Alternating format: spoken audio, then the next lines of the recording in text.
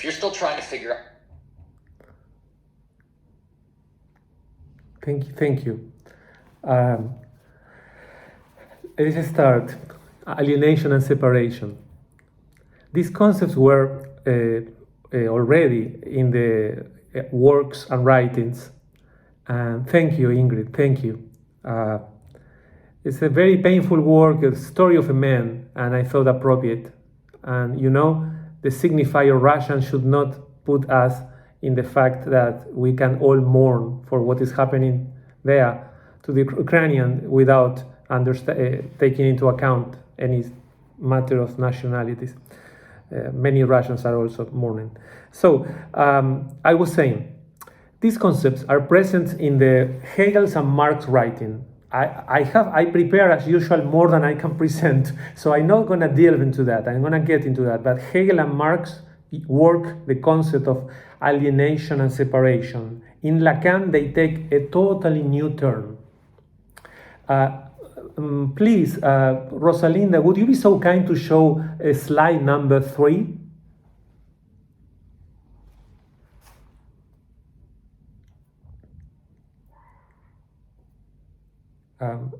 Rosalind, are you there? Okay, okay. Yeah, the next one. No. I'm sorry, the PowerPoint.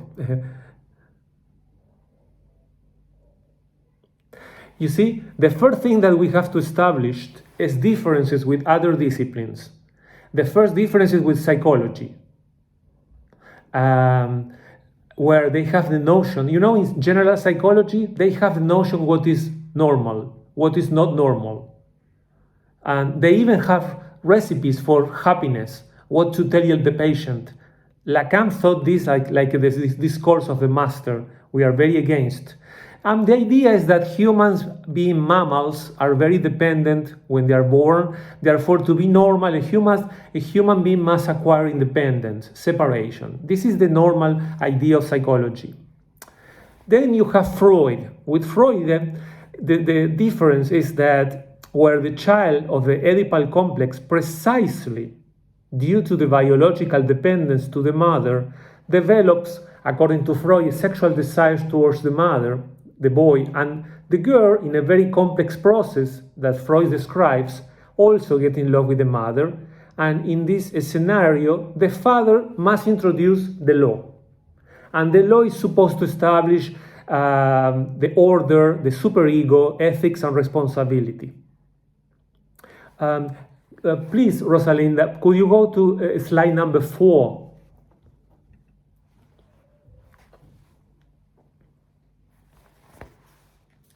Here is another difference. We have here, and the difference is that individualism. This is the third aspect that is tied to the other two. Because in Western capitalist society, it seems like a command that everyone has to find their essence, their unique being, and their individual desire beyond the others, in separation of the others. I have to find who am I just with my sources. This is a very, very much the idea that even for the last 2,500 years, the Greek society, Athens society, the society of Athens, how to become a citizen, responsible, and so on. So the three factors, the psychology with the biological approach, the subjective responsibility of Freud, and individualism have in common the tendency towards maturation. If you want to be mature, responsible, well, you have to separate from the mother, or Freud's account with the burial of the Oedipus, and in the individualism, because each one must find their essence. There is a very interesting sociologist, Gilles Lipovetsky, who says that now, today, everyone has to have a playlist. We have to have our own playlist and be separated, each one in our world with our cellular phones, absolutely separated from the other. Anyway, I'm going to say that alienation and separation in Lacan has nothing to do with these tendencies. Um, could you please, Rosalinda, put slide number 5? You see, in Lacan, there is no idea or concept of maturation. He doesn't work with the notion of adult, genitality, phases of development as Freud. For Lacan, time is circular. It's not the past through the present to the future. He used the verbal, in French is called the futur antérieur, le futur antérieur. That will be something like a future perfect, something like for us in English. The idea that through the past we can understand an action that will happen in the future, and in the future, some people told Lacan sometimes saying, "Oh, I listened to your lecture. I understood something that you said to me 2 years ago." So time doesn't follow a linear line. Time is circular. And there is no evolution of the libido. There is no phases, I should say. For Freud, there was, the oral phase, anal, phallic, and then the genital organization to be like a responsible. For Lacan, they are all mixed, and he even includes 2 others. The scopic, the drive for seeing and be seen, and the invocative drive to be heard, and the what I hear. The music is related to the invocative drive, but that's another issue. Future anterior is, sorry, I'm reading comments while I'm going. So Lacan follows and says that all the circuit of sexuality are going on all the time, circular around us, because all drives are partial. The object is lost.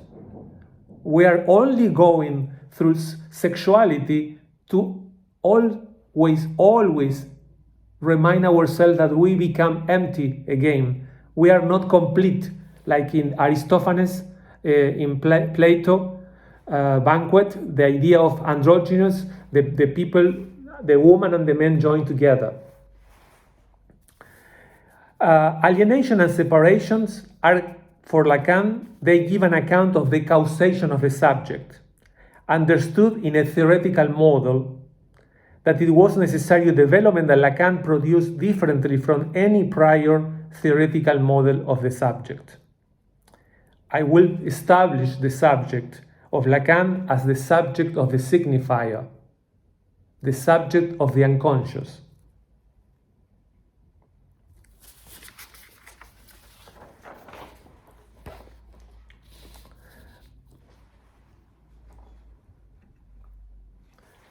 Lacan says, Rosalind, could you please put a slide number, I think it's number 6? Lacan says, the question of introducing a scientific discourse that does concern knowledge is to interrogate it where it is. And this knowledge, there where it is, this means the unconscious, which is in the shelter of language, that this knowledge rests. The hypothesis that the individual who is affected by it, by the unconscious, is the same one that I call the subject of a signifier, which I state under this minimal formula, that a signifier represents a subject for another signifier. Saying that there is a subject is nothing other than saying that there is a hypothesis. Lacan is confronting Newton, Newton said that he discovered the law without hypothesis, and Karl Popper and Lacan show him that he had an hypothesis. We always have a hypothesis of reality before we go and have a concept of it. Let's go to slide number 7.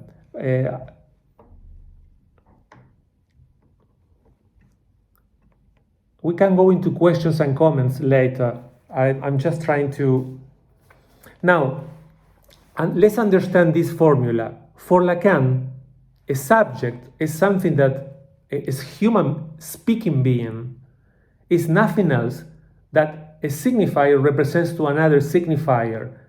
If I want to say, for example, who am I?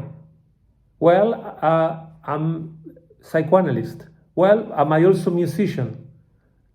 But I'm a man. I'm a father.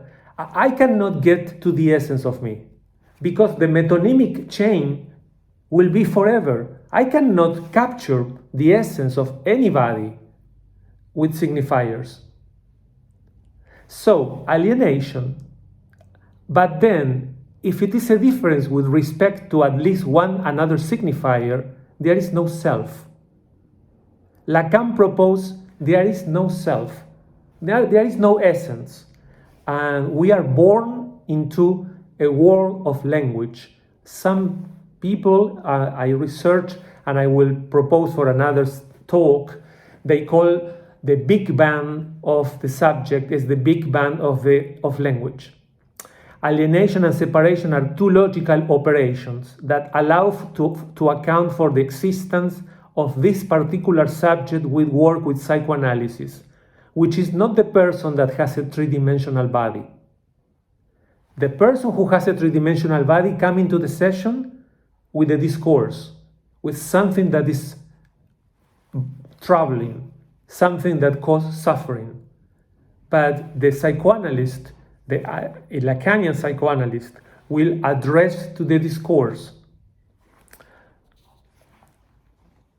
And the discourse is this particular one. Just to summarize, it has this shape. Could you please, Rosalinda, go to number 8? Here we have that the subject is in relation always for Lacan with the other. The other is not a person. The other is a dimension, the dimension of language. You can call the treasure of signifiers. And the chain of signifiers is what we try to do. Initially, we start with the S1 going to an S2, and we are alienated by language. And the separation will be the reversal. It's a process that is circular, but it's not reciprocal relationship. I will explain better. I will go over and over this to understand that alienation involves going from S1, signifier 1 to signifier 2. And the reverse is going to signifier 2 from the other, the dimension of the other, to the subject. And I will show you a map of what I'm talking today. If we go to number 9, please, Rosalind. This is our map today. You will see that alienation and separation happens with the subject in relation to an other. Of course, the other is incarnate. You have an incarnation of the other, an embodiment of the other, eventually. For the child, an other could be the mother, who has the truth, or the father. But the other doesn't exist as a person. Exist as a relationship to that dimension of language by which we enter the world. And that entails a process of alienation because we lose our identity in the process. Lacan will show that in two areas, in logic and in set theory. Lacan departs from the Cartesian subject. For example, let me see.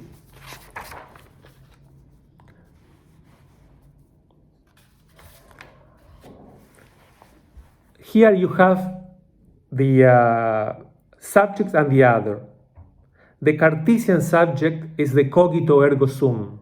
I think, therefore I exist.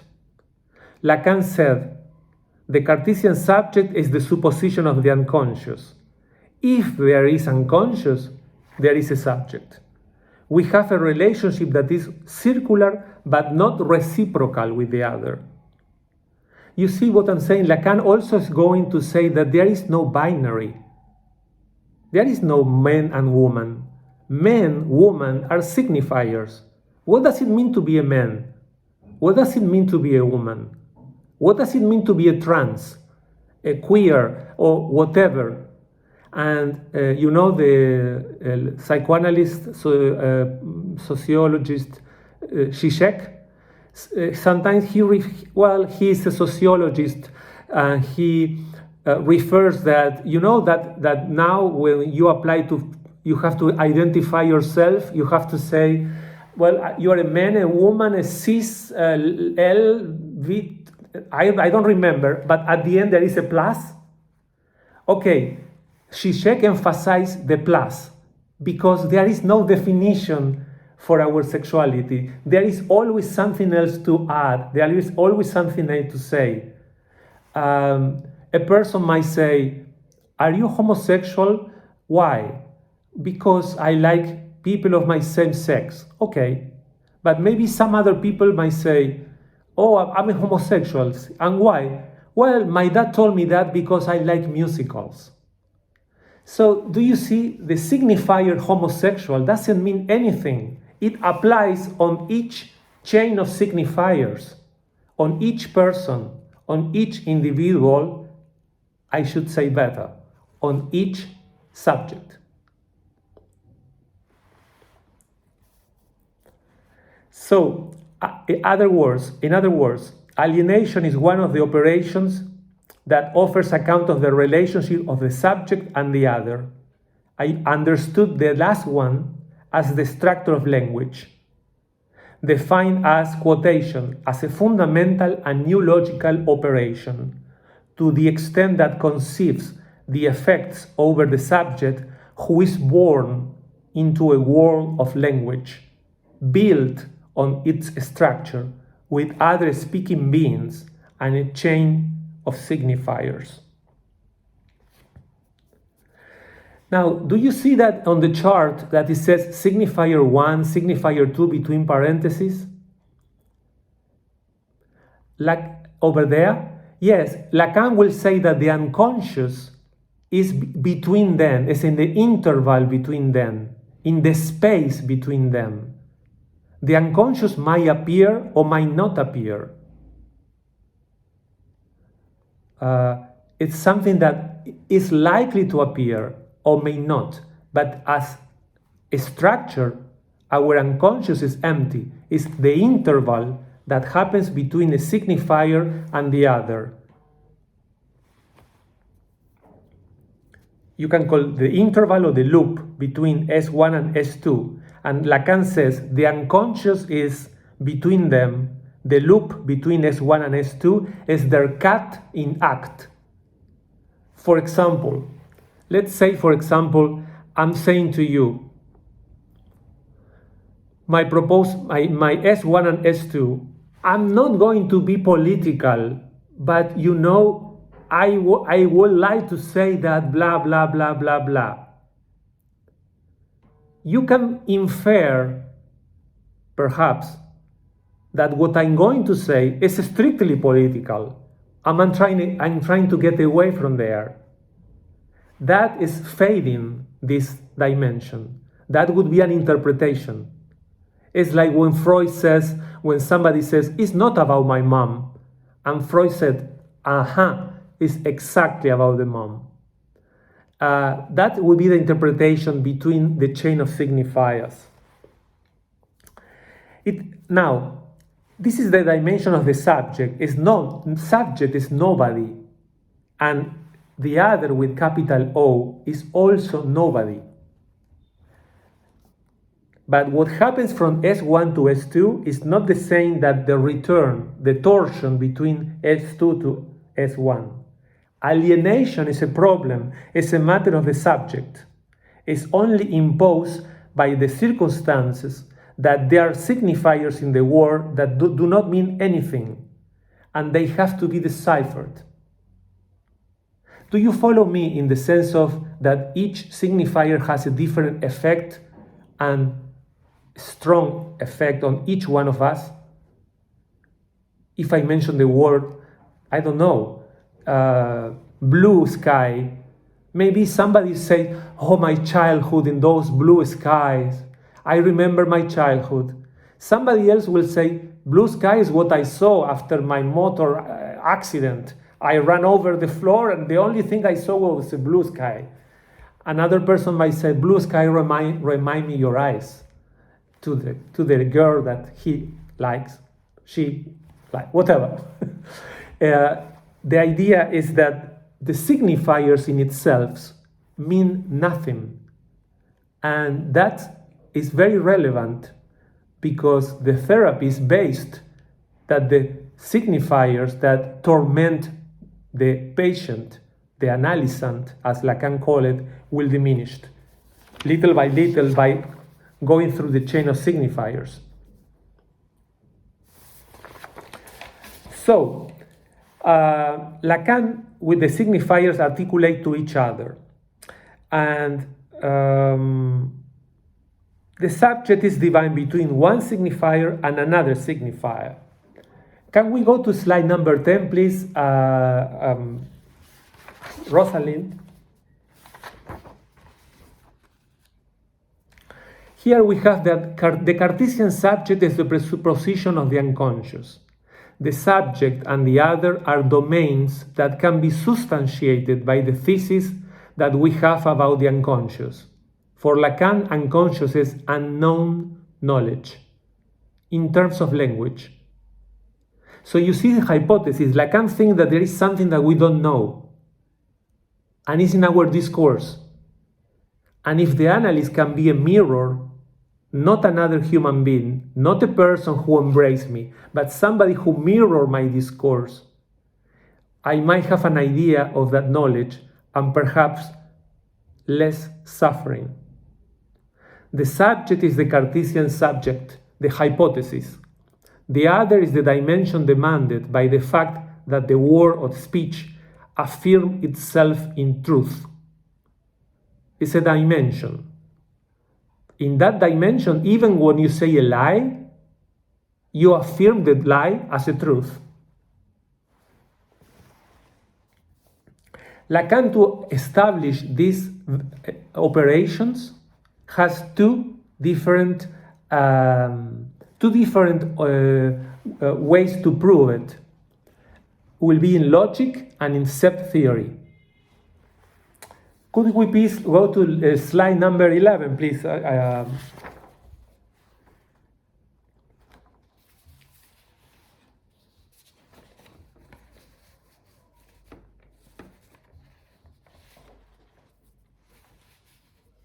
Oh, Rosalind, could you please go to number 11? Or are we in number 11? Number 11? Yes. So, in the unconscious govern these two operations. It's a circular operation. I already said that, and I repeat. What happens from S1 to S2 is not the same what happens from S2 to S1. From subject to the other, and from the other to the subject. Alienation is a matter of the subject. And Lacan creates for that a very incredible original idea from logic. He creates the idea of the disjunction. You know the word or in Latin they say vel, that in classic Latin you pronounce well, like vita. In classic Latin, it would be the disjunction, the or. For example, we have exclusive, in logic, we have exclusive disjunction. For example, let's go tonight to the theater or to the baseball game. Well, we cannot do both. It's either one or the other. And then we have the inclusive operation of disjunction, the or, another or, which is inclusive. For example, we are looking for a teacher who plays the violin and the piano. So if he comes a teacher who plays both, it's okay. He gets the job. He can get the job. It's possible. And Lacan creates a third one. He doesn't create necessarily this disjunction. Lacan brings the disjunction for the fact that it represents an or that exists in language. For example, imagine that somebody comes to you with a gun and says, the wallet of your life. Or somebody says, freedom or death. Dramatically too present these days, that last phrase. In the first case, if the person chooses the wallet, he loses his life. And if the person chooses life, the survival implies a loss, living without the value, whatever the wallet had. In the second phrase, freedom or death, is represented from the perspective of the choice, and it is only guarantee or assure the freedom to die, because I can only choose. If I die, I don't have much choices. Both examples imply a loss. It's an or, a well, that implies an inescapable loss. This disjunction can be articulated in the speaking being in the most intimate dimension of life and death. The fact that is caused by the signified order shows that there is nothing of the biological order here.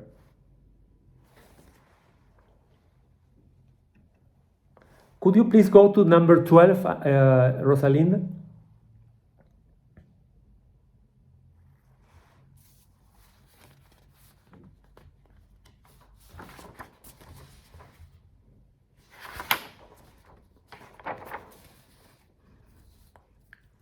So there you have the two types, the disjunction and the separation will be conceived as the conjunction, but an and between two no's, two negations. And I will explain that in a moment.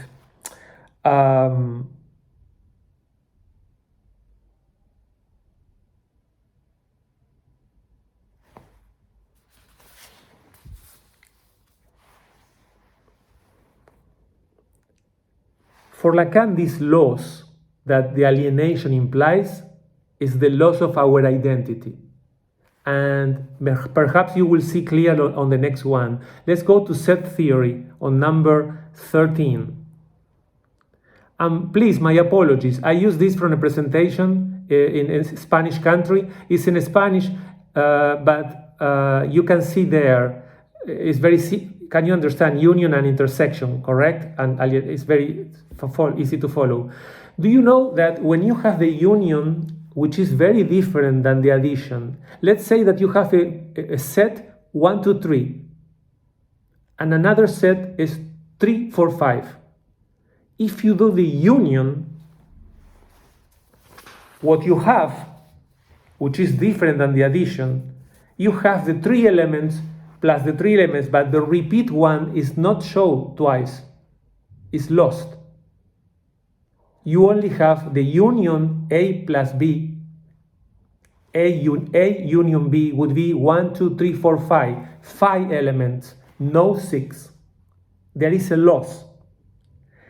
The identical element is lost. Lacan refers to that loss as the loss of the identity of the being. He compares the loss of the union to the loss of the identity.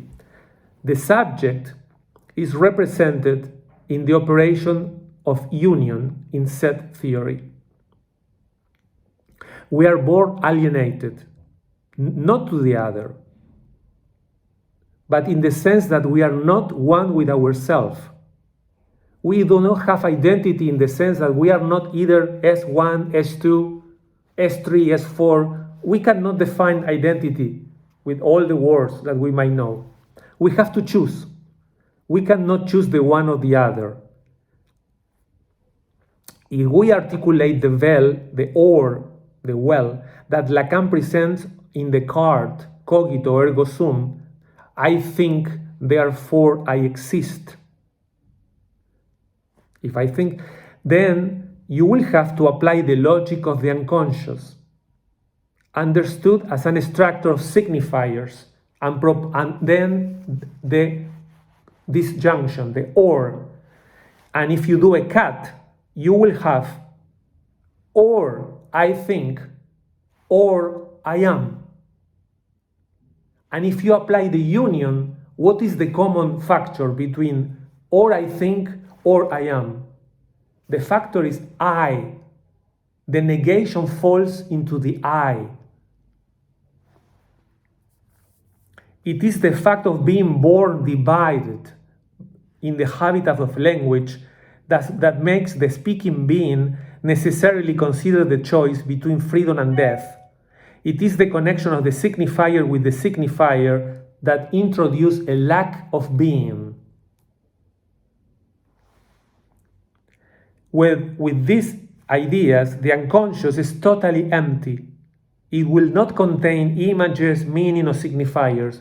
It will be an edge, the edge between S1 and S2, the interval.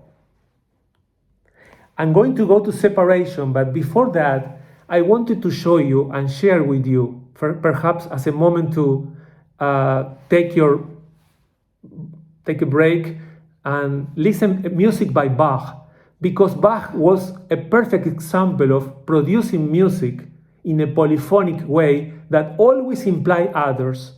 In this prelude, he's trying to resemble the bells of a church, and there are constantly two voices going on. Would you be so kind, Rosalinda, to put the second?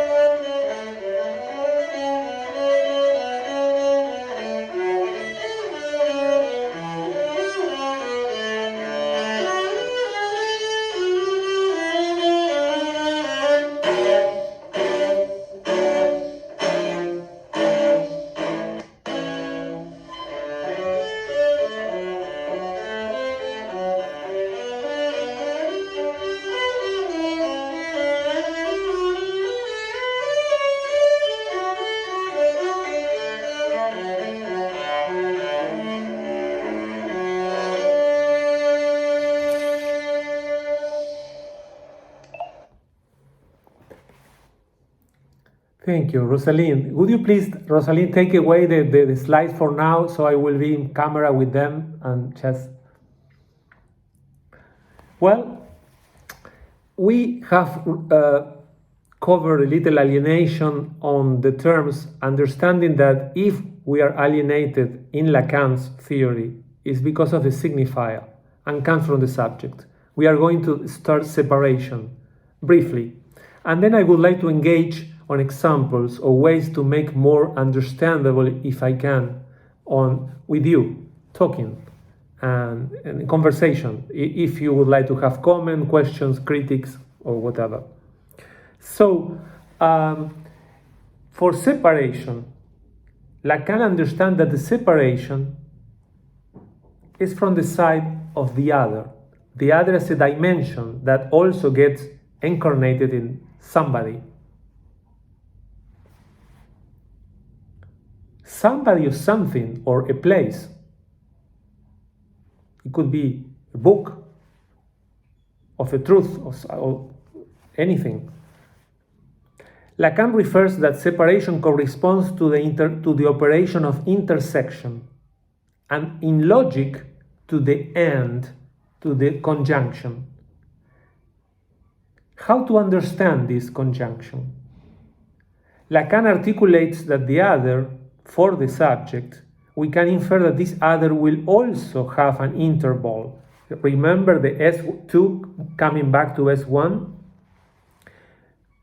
And also the other, at least for neurotics, not for psychosis, but the other also has a fault.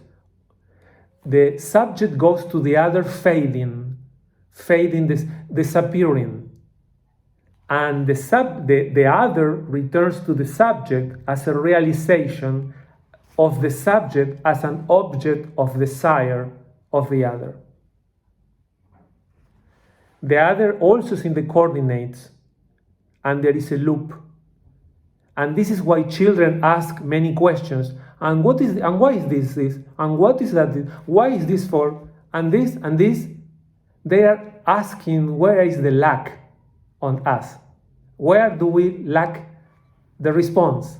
Where is our desire? If, for example, a mother says to the child, why don't you study music? The child might say, why? Because you couldn't do it? Or I feel guilty because that's what you wanted and you couldn't? Or maybe I should study music. Or maybe I don't know what you are trying to say. What is she saying with what is she saying? The operation with the other comes trying to understand the loop, trying to understand in between the S2 and S1. Regarding the set theory, Lacan speaks of the operation of intersection. Here, the intersection, what is articulated, you know what intersection, remember, right? Is you have two sets and what is common to both. Intersection will be what is common to both. You have 1, 2, 3, 3, 4, 5. Intersection 3. The intersection for Lacan in separation is the lack. They are both the result of a lack, but now the lack is possible to articulate. Usually come expressed on the child saying, can you lose me? Or in anorexia, for example, is expressed on this idea. It's a question raised to the other. What if I disappear? Lacan also expressed the question of che vuoi in Italian, meaning, what do you want from me? Lacan states that the subject should be conceived, in each case, as lack of being, which is the fading of the subject. The subject does not have a being and is understood as the lack of being caused by the signifier and the possibility of a condition of object that results of the interaction with the other. But do you see, being this object of the other doesn't mean being a sexual object or being a toy of the other. No, no, no. An object of value. For example, I love to play chess, and there was a champion of the last century, and he said, well, I couldn't find anything else to do because I love chess, and at that time, the state, the big other, support me. They needed a world champion. They needed to show the world that Soviets were superior. So I took my chance and I did what I found a loop in the other to do what I want. And an example, I don't know if it's so clear, but it's an idea of how the interaction is always with the other on mind. We cannot conceive our desire. When a psychologist says, what do you want to do? For example, imagine a student saying, my grandfather was a lawyer. My father is a lawyer. I'm a lawyer. I want to be a lawyer. Many psychologists are suspicious. They say, why? Are you sure? If that person says, I want to be an architect, the psychologist is happy. Because he's saying, he's following his desire. He's not doing what the grandfather did, what the father did. We don't know. We don't know where the desire is until we articulate the chain of signifiers and understand what that means, architect or lawyer, on each case. Just to give an idea. Summarizing this, when you face this loop on the other, you are facing the desire of the other. And the desire of the other is beyond all the demands. In other words, an analysis should not be complaining about the other.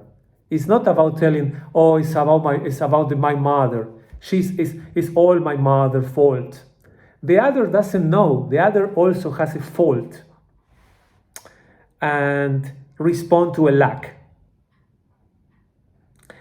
In this way, Lacan's aphorism has a clinical value.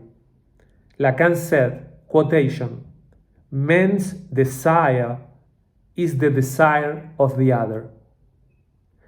In the double connection, the desire of the other as the desire of the other coming to me, and my desire of the other, the subject going to the other. One way of another. So alienation is fading, and separation, against what all other schools might say, it's a realization of the subject. Could my interval become the interval or loop of another? Can I find that? Because the signifiers means nothing. I give you an example. A father, the student, let's say a guy, I don't know, is playing, brings the grade report card, and the father says, well, 2 times, well. Well, that means an approval. We can understand that maybe by the intonation, we can try to understand.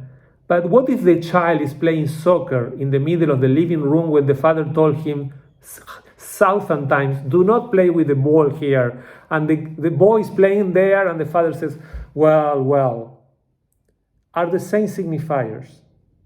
Signifiers mean nothing except in the context of a chain of signifiers.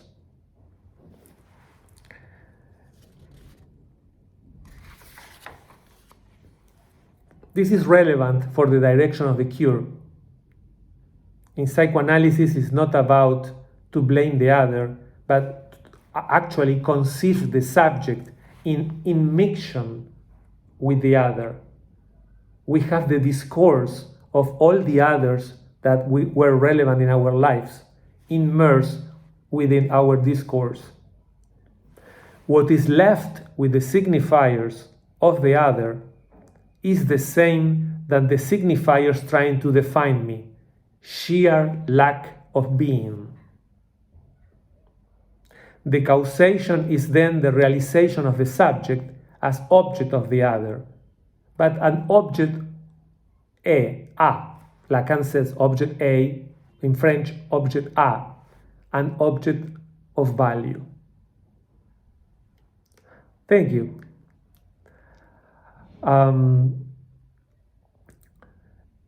Lacan will say that this idea of reaching this connection, the loop with the other, takes the shape of something named phantasm.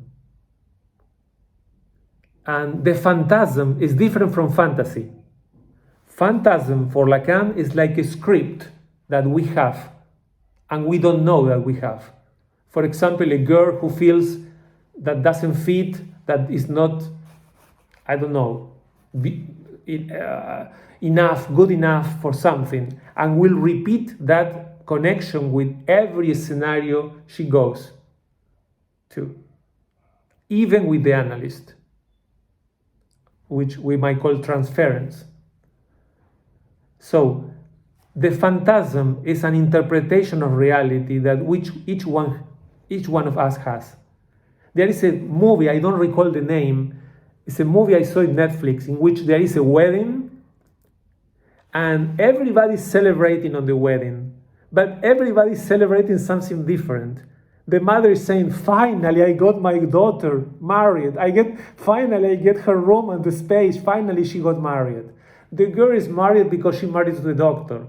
The guy is happy because she wanted that girl to go somewhere, and the father of the guy wanted him to marry her for other reasons, financial reasons, with the father of the bride.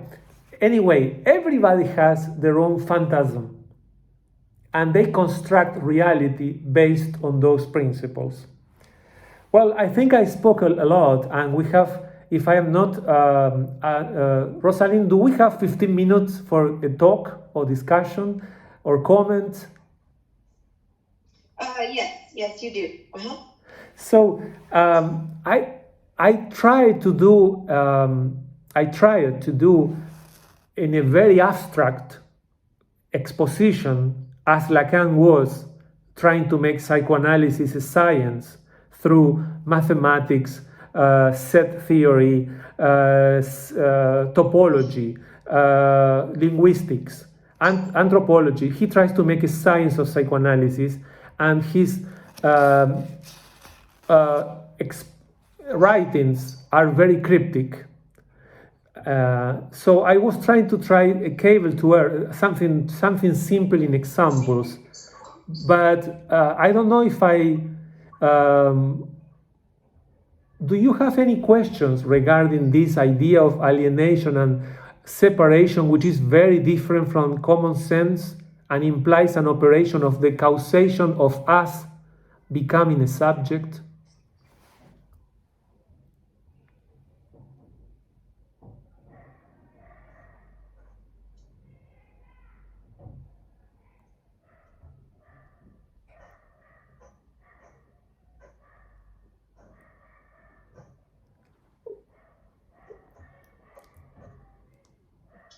Hello?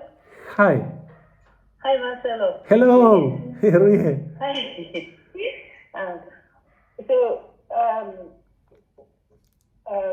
So alienation and separation, which seminar is Lacan talking in? Yes. Separation and alienation is specifically addressed in a chapter in Seminar 7, Seminar 7, which is called the 4 concepts of fundamentals of psychoanalysis. The 4 concepts of fundamental concepts of psychoanalysis, Seminar 11, but also I took a lot of material from his conference in a conference that he was invited by Charles I think is the name, is a French psychiatrist who was psychoanalyst and is on Lacan writings, Position of the Unconscious. Position of the Unconscious is Lacan writings book. If you have volumes, it's volume 2. If you have In Spanish or French, they are separated in 2 volumes. It belongs to volume 2. And those are like logical operations to give an account of an hypothesis, which is the hypothesis that we are a subject. And what is a subject? It's nothing else than a signifier represented by other signifier. So the discourse is in 2 dimensions. That's why it's possible therapy online, because what is involved, the suffering, is in 2 dimensions, in the dimension of the discourse. And the discourse is not the discourse of the common sense or the discourse of rationality. You know, when you have a narcissistic coming to you, and he talks about blah, blah, blah, and Lacan says, this, in Position of the Unconscious, Lacan says, the signifier always wins. I love that phrase. The signifier always wins, meaning that a lapsus, a dream, some logic, something will come out that will reveal the interval, will reveal the truth, will be for example, you can consider the separation as the operation of interpretation.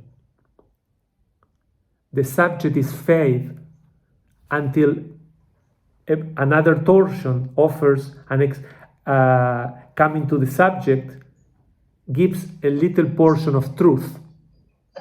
That could be an example of clinical example. Lacan refers more to the fact that we become subjects because there is the other with capital O. There is language, and we are the result of that. We cannot define, there is no essence, there is no ultimate self. The unconscious doesn't have ultimate truth, like for Freud.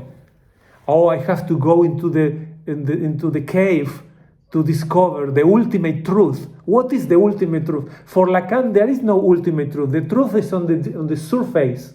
It's on the surface of the discourse. And Lacan, in order to contradict 2,000 years of conceiving the human being like an energy oval, or the egg, like Freud, conceived the human being always like a unity. For the self, we are like a unity. For Lacan, no. There is no limit between the outside and the inside. We are on the shape of a Moebius strip. And that's why the signifier, the Moebius strip, represents the subject, but also the course of one analysis. A therapy should follow the course of that. You are my colleague, so I appreciate, and I know that you are also a musician. You play piano really well, so I really appreciate the question. I would like to hear if somebody perhaps didn't understand anything, and I will do my best to make sense of something I said, to bring down some concept. And I say that with a humble feeling. I searched for more than 20 years, like 24 years, and I reread the writings I was reading, discovering new nuances yesterday. So I don't have the expectation that those concepts can be absorbed at once, but they will be the subject for my next presentations. I always reinforce and take different approaches to talk about Lacanian's theorization and clinic.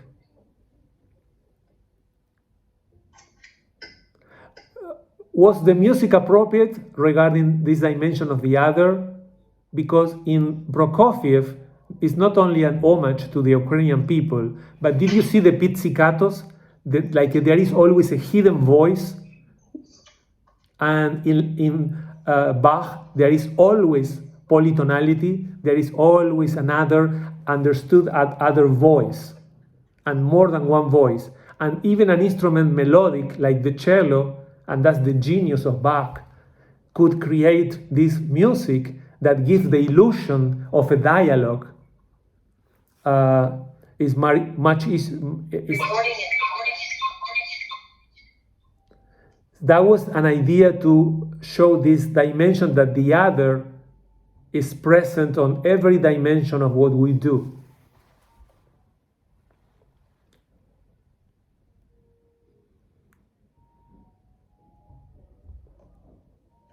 I wonder if the alienation part would be more of the equivalent, psychoanalytically speaking, of a fugue, you know, rather than a prelude.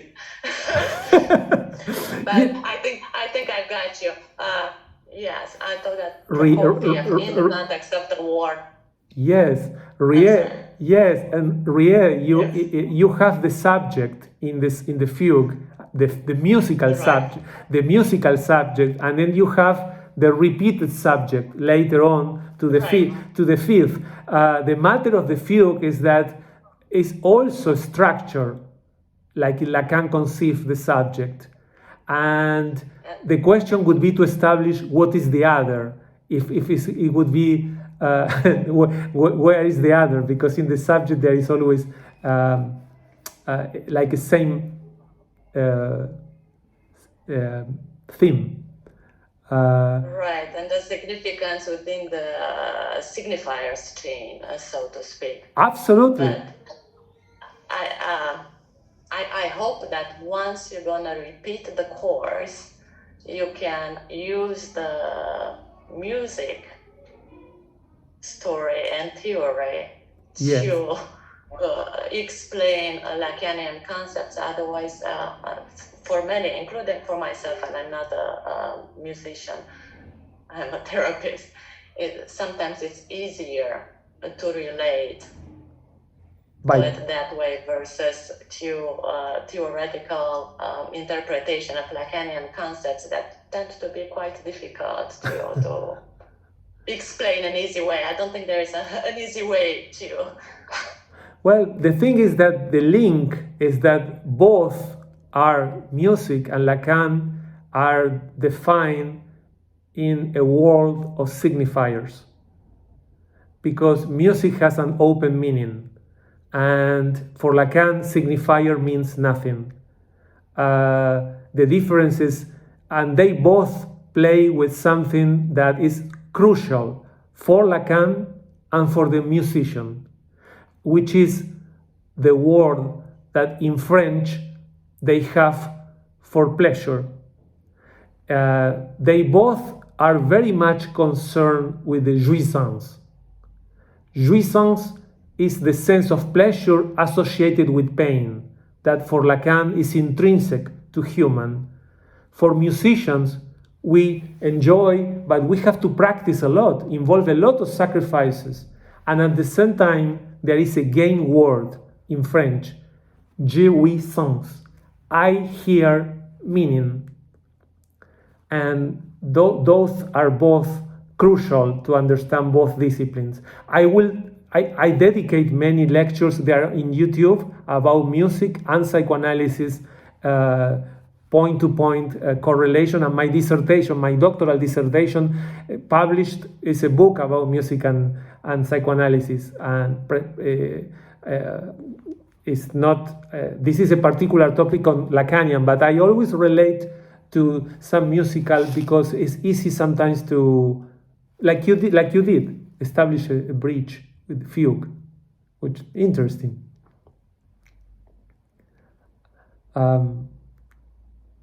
Somebody else was there to talk to. I think John was there, or somebody else wanted to say something. Well, I had a question, but I noticed that Artemis had their hand up. So please. Artemis, please, let's go with Artemis and then we go with you, John. Artemis, yes, I'm all ears. Okay, from question coming from someone that knows not about nothing about Lacan, but knows a fair bit about Jung. And when you say a signifier has a meaning only in the chain of signifiers, if I said I'm trying to, get my head around that, and I was translating that in my head, but I don't know if it's completely incorrect, that a word has a context only in a meaning. A meaning only in a context. Yes, a signifier is not just one word. A signifier for a person can be I'm depressed. I suffer from depression. The patient comes and says, I suffer from depression. There you have the chain of signifiers.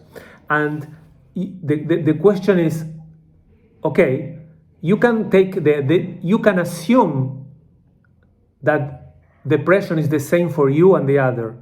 That's the difference on Lacan. Lacan never works with similarity. That's why he treats the patient as a total alterity, a total difference. What is like with the signifiers, what define is the difference. So the answer to the patient is, what is depression for you? How do you define depression? And from there, he will go to another chain of signifiers. Well, depression, I said that because my grandmother had the same. She couldn't get out of bed, and she also had this problem that I have. And then he or she start talking about the grandmother, which will lead to another chain of signifiers. And the matter of the analyst is to establish where to establish a cut. And like in music, answering to Rie, it has to do a lot with the repetition. When you hear a signifier that repeats, the technique is, okay, stop there, something is there. It's like the repetition of a theme in a song. Do this answer the question? Yes, thank you. Very welcome, Artemis. John, please. Yeah, I took some notes, and one big takeaway is actually about what we were just talking about, or what you were just talking about, on and this is maybe a little bit more about, say, music, and than specifically alienation and separation. You said signifiers mean nothing except in the chain of signifiers, and you had said this stuck with me, that music's all signifiers. There's no defined meaning. And it sounds to me like please correct me if I'm anywhere off base, it's just a dialogue. That when you're describing that, sorry, I'm trying to think how to phrase this. That you're in observing music as, let's say, a chain of signifiers, that there is some similarity in let's just say maybe this therapeutic process or an analytic process and a piece of music. You had just described this and the notion of signifiers in each better than I could reflect now. But would you read, and this is maybe a question that's just opening up more questions for me. I suppose I'm thinking, if music is all signifiers, there's no defined meaning. Do you interpret a piece of music similarly to an analytic situation? I suppose I don't really have a pointed question as much as a broader curiosity about this role of signifiers in music and music as signifiers, okay, versus a clinical situation. Well, I find it interesting. Yeah, I mean, music has its tradition. As Ries says, we have thousands of years understanding how to music. We have certain forms, certain ways of treatment. The The music can be atonal, can be tonal. If it's tonal, belongs to a tradition. We have Eastern music following certain scales. So we organize music according to certain things that we as a culture discovered. Now, in similarity with psychoanalysis, they both work with signifiers that in itself means nothing. They only acquire meaning in relationship to a certain structure. And because they have a certain structure, a piece of music has a certain logic. And the subject for psychoanalysis is not a person, is not an individual. The subject is a theme. Like, for example, what are you studying? Oh, I'm studying algebra. Okay, what is the subject? Well, the subject for that analysis is, let's say, anxiety. In that sense, we have to organize the universe of how logical is established. And it is only done by the discourse, by the contour, and the signifiers are they sound in the discourse of the analysand. And in that way, you can establish a parallel with music as a wave of sounds that they have, in general, a certain logic. Even random music is based on a certain logic. And by the way, the logic, that doesn't mean that necessarily has a rational sense, because it's specifically music with the pure joy of the signifier. And psychoanalysis emphasize the truth, or jouissance, I mentioned before, of the nonsense. On psychoanalysis, the nonsense acquires an status, because it's through the nonsense that we can confront this unknown knowledge, and that we call unconscious, which is a hypothesis that we claim that it exists, or could exist, could appear or could not, between S1 and S2. The same idea that with music can create a huge emotional impact on us, or not.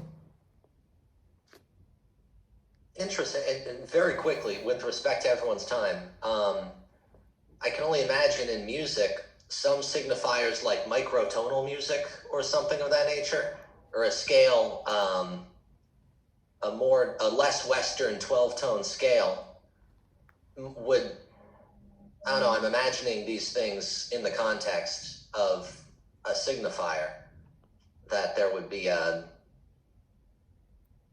would be a very different signifier than like a 12-tone Western. It would be an universe defined by the logic of those structural features. For Lacan, signifier is not just a word. It could be a gesture, a movement. It could be something else. Not, even though all those things belong to what Lacan refers as the habitat of language. I see. So that's why. So when you say yes, I just say this. Lacan says there is nothing against all other schools. There is nothing pre-discursive. Everything is on the discourse. Music would be also like this, because when it's conceived on a person, the composer has it. It already has a logical organization even before it's written.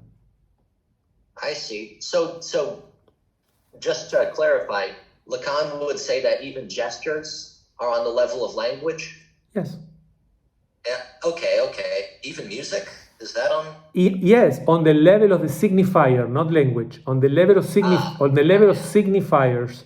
And I claim that music has to do with the signifiers based on Lacan's last seminars, in which he addressed this with a psychoanalyst that I happened to work with for my dissertation. He died a couple of years ago, but he dedicated several books. Didier Bail is his name, dedicated several books, and is only well known in France. My writings, however, for some reason, ask this question about the relationship with music, and I supervise thesis on music and psychoanalysis in a lot of places, especially in Latin countries. They happen to be now. When I did it, there were very few works on that. Today, there are increasingly more interest relating both disciplines. I think that's a really beautiful sentiment of music is all signifiers. I wrote that down. And lastly, I just want to say that the wedding analogy to describe phantasm was really useful. Thank you. Thank you, John. Thank you. There is a hand out of somebody, but I don't know who is that, or if it's that for somebody who already. Oh, it was you, John, right? Yeah. So my hand was out, and now I just lowered it. So. Thank you, John. Thank you. Thank you. Anybody else a comment or something or?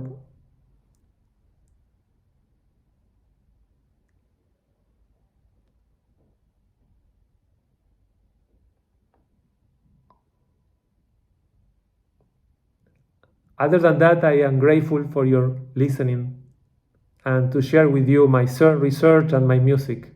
I'm grateful for that. Rosalind, if you like, we can close transmission, and with my kind and warm regards to all of you.